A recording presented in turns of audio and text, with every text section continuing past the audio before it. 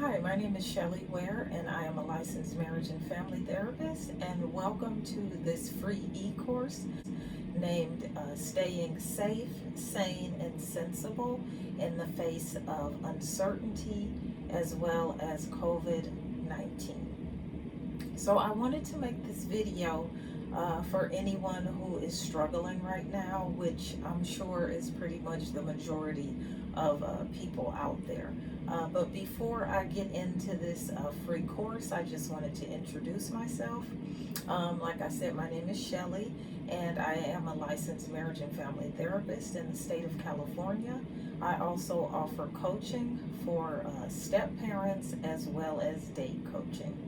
But in this particular instance, I wanted to go ahead and focus on a really big issue that happened recently and that's been unfolding over the last few weeks. And I know all of you by now have heard of the coronavirus, more specifically COVID-19, and you probably are having a variety of reactions to this. And so because of that, I wanted to make this free resource available to anyone who was in need of it. So if you would like to share this information, please do so. If you would like more information about working with me specifically, you can reach me at www.mycounselingclinic.com. So let's go ahead and get into the free e-course. So the first part that I wanted to jump into regarding this free e-course is the difference between fear, panic, and overreaction. And so the reason I wanted to do this is because on social media, as well as in the news, and as well as just chatter between friends and family, we've all pretty much heard these terms used interchangeably. And I wanted to go ahead and give the difference between these and why it's important to make a distinction between those. So in the news as well as online, any media outlet, for example, are using the words fear, panic, or overreaction sometimes when it comes to the coronavirus. And so when we talk about fear, it's important to understand that fear is a natural human reaction. That's the first thing. Anything that you feel like will cause you danger or harm or danger to someone you love or care for, the natural reaction is going to be fear. Now, some of us feel fearful when we are not in danger, such as when we do a speech or when we do something new that is uncomfortable for us. And so we do experience some level of anxiety with that. But fear, true fear, is about your personal safety. So in the face of what we've been hearing unfolding with COVID-19, some of the reactions that most of us are having are completely natural. If you feel like this is scary or this is confusing, that's perfectly normal. In fact, the range of emotions that you will witness a person go through will vary from person to person depending on them. So let's talk about the word. So the word panic is a rush of the fear hormones or fight or flight response that you've heard some people say. This also is called the stress response. And so this is basically when someone goes into action mode and they engage in actual actions in addition to the fear. So panic can be seen as somewhat of an overreaction, but it's important to realize that the word panic, it depends on the context. So if you feel like you are panicking or if you are labeling someone else as panicking, it's important to understand lots of things, like that person's experience with trauma in the past. If that person has had multiple traumas throughout their lifetime, hearing about COVID-19 would make someone want to hoard and stockpile resources because we don't know a lot about this virus. It is new to us, and it is not something that we've seen before. Yes, the coronavirus has been around, but this particular strain is new. So it's natural to be fearful and to want to have the urge to go into panic mode. But when we panic, you have to understand that you aren't thinking clearly and that you do not use your executive functioning, which is the part of your brain that helps you make sound, logical choices. But the reason I really wanted to bring this up is because sometimes we hear others accusing someone of being panicked, when in actuality, some people are panicking, but other people may be using normal safety precautions and going by the recommendations from the experts. So the last one I wanted to discuss was the word overreacting. So overreacting basically is telling someone that in response to this particular event, the way that you're behaving is overboard, basically. And so that's in the eye of the beholder. And the reason I wanted to kind of distinguish these three things, remember, fear is a natural human response to danger and to extreme stress or the fear of danger from by yourself or a loved one who may be hurt or harmed.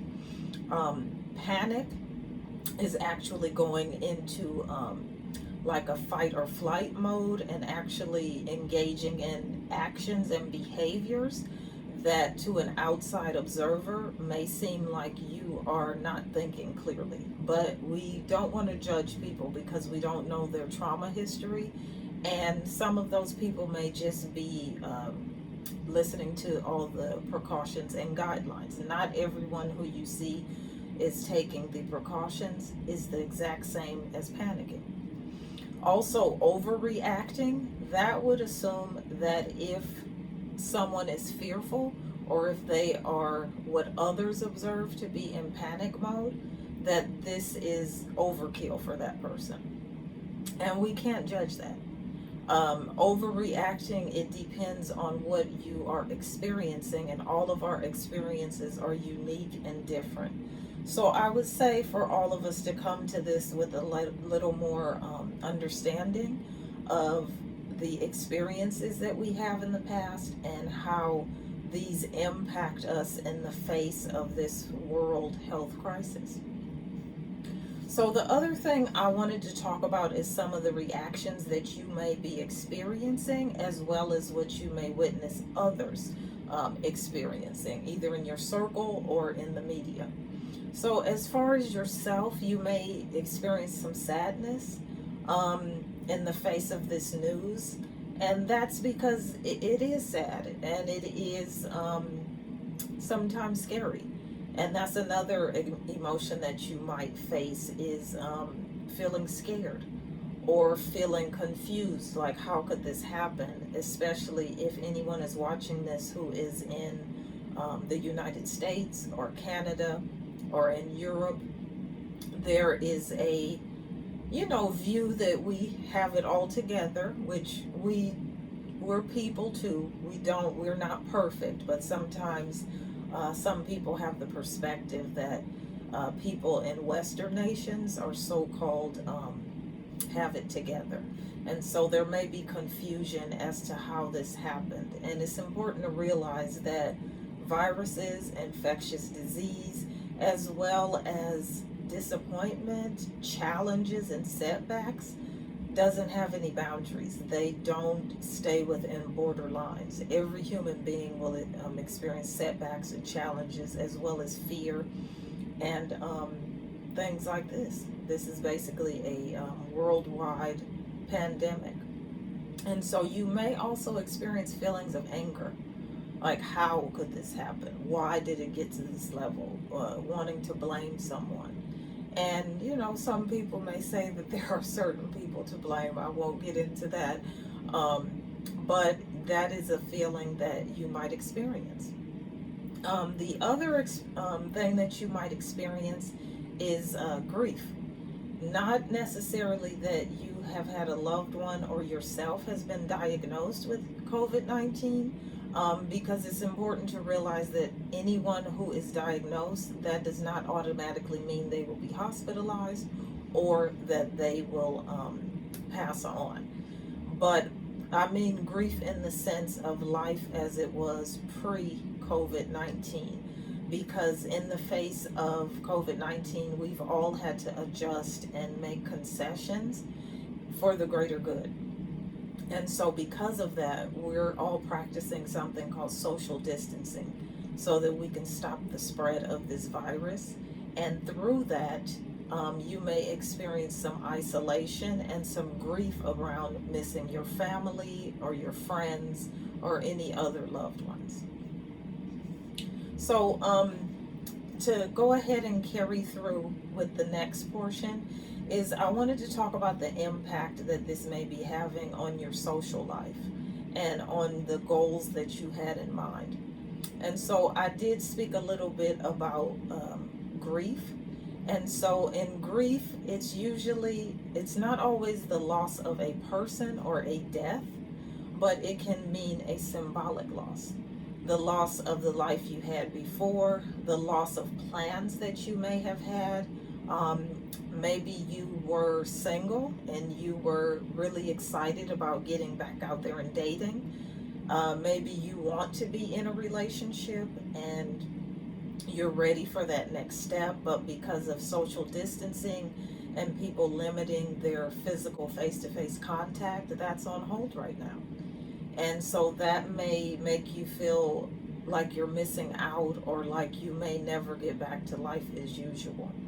But it's important to realize that this will pass. I know that it's a scary time for us in the world as well as in our country and whatever state, county, or city that you reside in, but you will get through this. And I want you to think about the fact that in some regard, this is similar, what we're all experiencing together is a similar experience, I would imagine, that anyone has gone through who has experienced a trauma such as war or any type of territorial dispute. This is probably what they have felt, is this kind of fear and feeling of, will I ever get back to life as normal? And I believe that we will.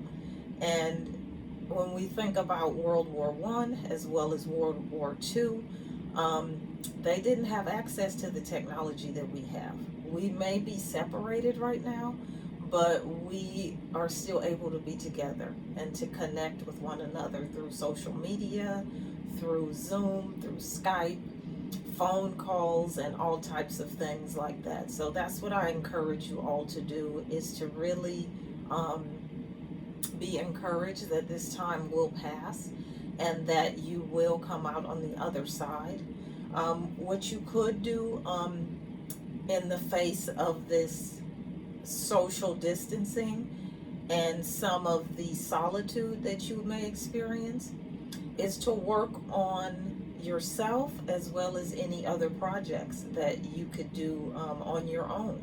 Some of you may be alone in your home or apartment, and some of you may be with friends and family during this period of social distancing.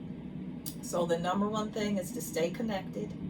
To remember that social distancing doesn't mean you can't go outside at all. So to connect with nature when you can, but to do so safely. So if you see other people outside, to keep the recommendations of 6 feet apart to reduce the spread, to wash your hands frequently. So if any of you have a pet, to walk them outside, and just to make sure that you're continuing to engage in physical activity. If some of you are fearful of going outside, or if you want to limit your outside time, that's completely understandable. So I would say things like stretching, as well as there are some great YouTube channels who do yoga. Those are some options that you can look into.